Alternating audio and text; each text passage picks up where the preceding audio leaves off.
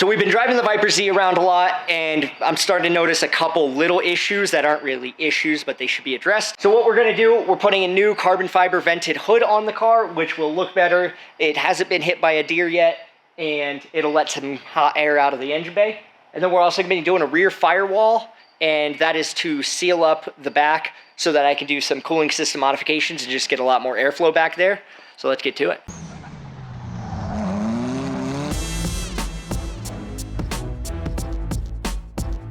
So the main goal when I'm installing this hood is I'm gonna try not to have to cut through it because I am going ITBs, and once I go ITBs, I won't have the same throttle body setup. Therefore, I would have a big stupid hole in the hood for no reason, along with the big stupid hole in my hood for the ITBs to stick out of, but that's irrelevant. So I'm going to flip this over so that this big chunk is on the bottom over here, and hopefully that'll give us a little bit more clearance. I do have more of these adapters. I can weld one of those up and just like adjust the angles a little bit or something. I'm gonna not do that if I don't have to. And then the vented hood will just keep the really hot headers. It'll let that air flow out the top because I've always been kind of worried about that heat.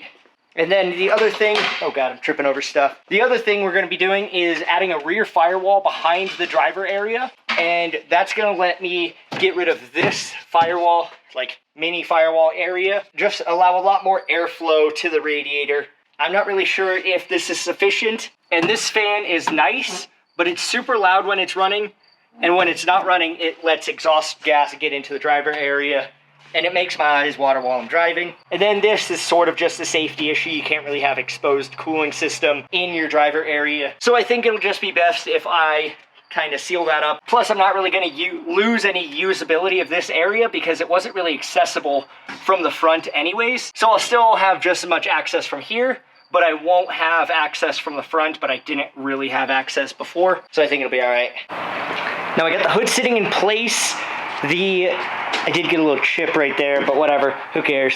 I cut out a little chunk of the front reinforcement, and it almost fits. I haven't even flipped the throttle body yet, so this is looking very good as far as not having to cut a hole for the throttle body, so I can leave a hole for the throttle bodies, because that makes sense. And then inside here, I got the edges of the rear firewall started to get built. Got that, and then got this side over here as well. So that's going to be the initial sealing like seal, not like roof. And then this is the upper portion between the roll cage and the roof. So basically just going to tack that in place once the weld through primer dries. Then that's about it. I might throw some sealer on there just to make sure it gets nice and sealed up.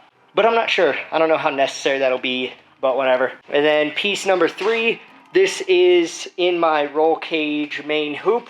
This part is also going to be welded in place, I believe. First, we're going to throw some bead rolling on there, just something simple. And then we'll tack her in place. All right, so now I got the top one side and both sides of the bottom, along with all of the edges all sealed up. Right now I'm working on this big main panel right here.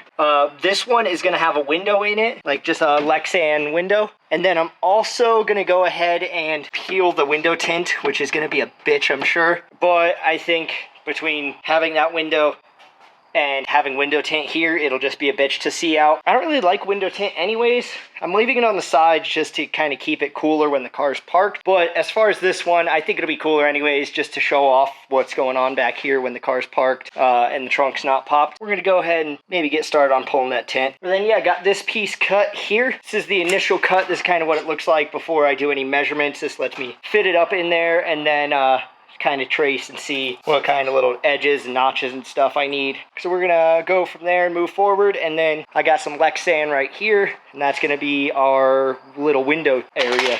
So that went extremely well. I pulled that like upper layer off in one piece. Like I don't know if it was double layered film or whatever. And then this came off in like a few small pieces, and then I managed to get these 2 big pieces off, and it's all gone, and pretty much no residue as far as like glue or anything. Maybe just a couple spots, but sick. I'm hyped. Well guys, I made a big oopsie, and this is my last piece of metal, so I'm done for the night. I cut this, and then I realized I used this messed up scrap as a guide. You know, something like that. But then I realized the notch is on the other side, because this one is the opposite. They go like that. So that's not gonna work. I ran out of material, so I'm gonna pick some up tomorrow and finish this up then. Till then, measure twice, cut once. Now I got that piece remade and then made the plexiglass piece, painted around the edges, and riveted and glued it in. So that's all finished up. Then I threw a coat of etch primer on it, and I threw some of the pink roll cage paint on around the window, but then I ran out of paint. So I figured that would be fine. I could just tape off the window and it'll be all right. I went ahead, drilled, I used a big like 4 or 5 inch hole saw or something right here. And then just used my Milwaukee hacksaw right there, cut along the edge. I'm gonna build a little trim plate over this and have Sen cut it out and powder coat it for me, just to kind of clean it up and put some like mesh over it. And then I also need to clean up all the aluminum shavings that are in there. But I think this should provide good enough airflow in combination with the quarter window ducts that I have here. These are dual 3.5 inch pipes on each side. I also have that fan there, which probably isn't really necessary anymore, but it might be good just to run and pull any ambient air that's sitting in this area and just blow it at the radiator. Then the radiator has 2 fans underneath it as well, and those will just pull all the hot air out. And then I gotta figure out where I'm gonna be mounting these AC condensers and the AC dryer, the little bottle. I'll get to that. A lot of stuff to be done on this and back to this. So that's it. I think it's ready to go drifting now, maybe. But thank you again for watching. We are going to get some progress on the 911 right now, and stay tuned for those videos. Now, I have owned this car here for a few years now, been working on it on and off. I made a lot of progress at first, and then everything slowed down. Started working on other projects. We got the Subaru engine mounted, reverse ring and pinion, all that stuff's in the car, and it's coming out. After building Corey's Ferrari Swap FRS, after building my Viper Swap 370Z, this car just wasn't cutting it. So basically, I'm redoing it. I'm redoing a lot of stuff on it. There's a lot of big plans for it. We're gonna tear it down, bring it back to bare bones. I'm gonna be posting a lot of these parts for sale, get some money back towards the big stuff, but I'll show you what I got going on, and I will hopefully have some parts showing up within the next couple of days. Also ordering a ton more parts. I got a lot of stuff on the way for it. It's gonna be cool. Trust me, I'm sorry. I haven't been posting a lot. I'm going to be posting more consistently. Bear with me, and let's do some cool shit, right? Because that's what I'm here for. I like doing cool shit. I'm gonna be posting more videos on driving, tuning, all that stuff on the Viper Swap Z, even though I missed the whole build. Hopefully doing some stuff to Corey's Ferrari Swap FRS, because again, missed the whole build. Both those cars had massive, super time crunch deadlines. So I was busy busting ass, didn't have anybody to film for me. Let's get it going. Let's make this work. Let's get some stuff going. I'm gonna push YouTube a lot harder. I've been pushing TikTok and Instagram, and both those are doing really well, but now's the time for YouTube. So let's go.